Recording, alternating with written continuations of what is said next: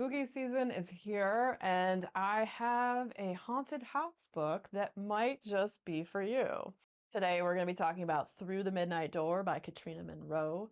And this book is super weird. It follows three sisters who share a strange haunting. When they were kids, they used to go into all these old abandoned places. That was kind of like their thing. They would explore like abandoned warehouses, and the town they lived in kind of had a lot of abandoned places. So what do you do when you're a kid and you're bored and you're, left to your own devices? Sometimes you go out and explore places that are abandoned if there's a lot of abandoned places around near where you live.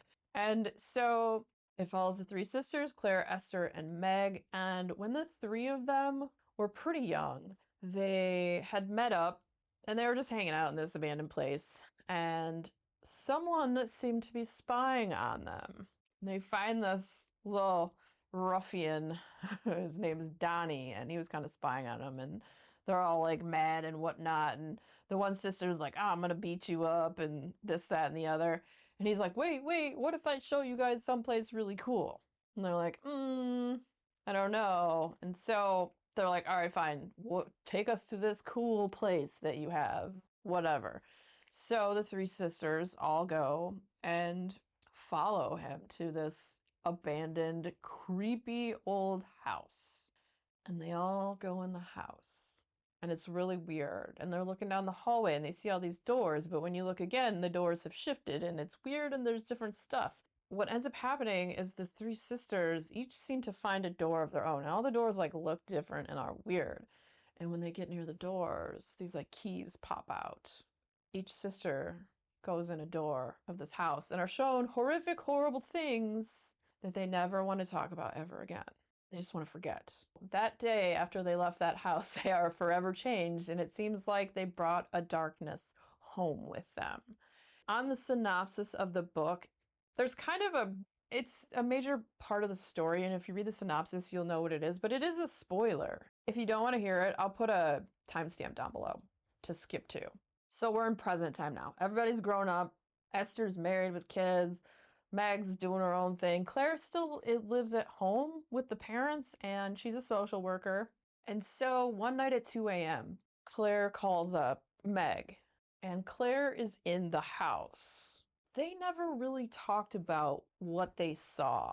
Like each of the sisters kind of like closed up and never discussed really what they saw behind those doors. But Claire calls Meg this one night, and Meg has a bad feeling about it. And she's like Claire is talking about how the darkness inside her. And she's like, I think I finally know how to make it go away. And Meg's like, oh, F. So Meg's like trying to get dressed and trying to keep her on the phone while she's talking to her and like get in the car to like get to her sister because she's got an idea that bad stuff's about to go down. She doesn't reach her sister in time. This is in the synopsis, and they find Claire dead. So it appears she committed suicide, but what the sisters end up thinking is that they don't think it was. It was either the house and this weird entity attached to the house, or possibly someone did this. And so you get into the story and you have the two sisters coming back together who haven't really got along and talked to each other in quite some time. So you have the two that are still alive, Esther and Meg. And Esther is stubborn and doesn't really want to open up about anything to Meg. And they both kind of just like butt heads. And Esther's kind of losing it though.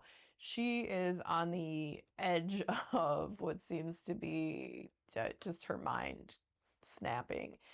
She has what kind of appears as like OCD, where she has to every night go around, make sure all the windows are locked, all the doors are locked, just check everything, several times just to like make sure everything's okay so that no one can get in and can get into them and this, that, and the other. And she's married, she has a kid. And she's never really shared with her husband what had happened or maybe why she's like this or has been traumatized and all that. And it's such a strange and psychological and weird story. It was a really great haunted house story. I really liked it. And especially getting into the psychological aspects of what had happened with them. And then you have flashbacks too of like kind of what led Claire up to the point she got to. And then you find out what actually happened to her in the house. And if you want to know what happened, why she died or how she died or what did she do it? Was it the house? Was it something else? You're gonna have to read the book. And it is a great book for spooky season, and I really enjoyed it. I liked the pacing, I liked the characters, I liked the sister dynamic. Just, it's you have the oldest, the middle child, and then the youngest, and you see like just kind of like the classic middle child or youngest child kind of tropes and whatnot. Is it a trope? Maybe it's more of a stereotype.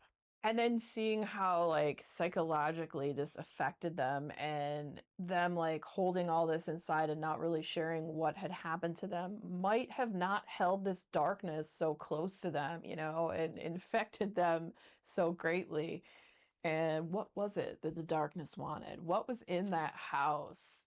Why were there certain doors that were only for them? And there's some just weird stuff that happens in this. Like thinking about like how they went up to these doors, like certain doors called to them and they go up and then like a key pops out of it. And how did this other kid that led them there, this Donnie kid, how does he play into the story? And why did he take him there, What's his role in all this?